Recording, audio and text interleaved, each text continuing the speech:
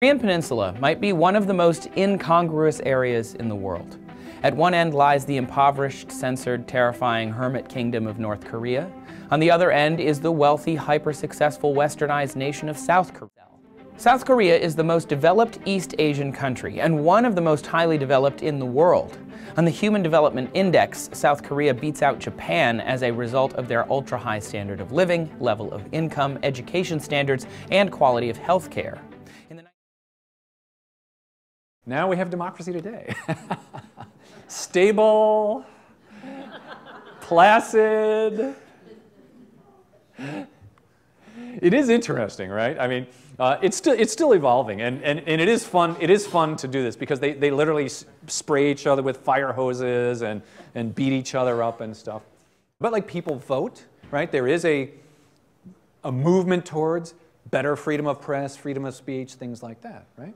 There's a lot of stuff. If you go to Korea in 1910 or 1950, you would not bet on this country having done this. There's no way, if you looked at Korea in 1950, you'd say, that's a country that's going to be an economic miracle that everybody's going to know about around the world, and is going to be a stable democracy. South Korea has the 7th most powerful military in the world, and is the smallest country within the top 10 list. One of Korea's biggest reasons for having such a powerful military is their neighbor to the north. North Korea has a long-standing habit of attempting to provoke South Korea, and the two still maintain a heavily militarized border known as the DMZ.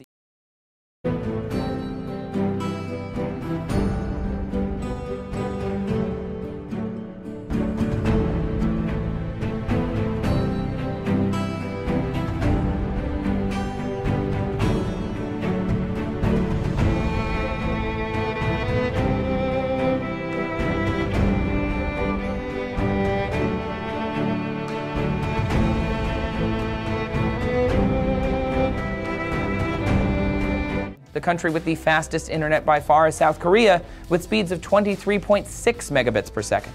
The download would take less than 45 seconds. I think the biggest difference between other regions in Asia compared to Hong Kong or whatever is the fact that the internet here is so fast, and we have such a great internet infrastructure and a culture that relies so heavily on using the internet.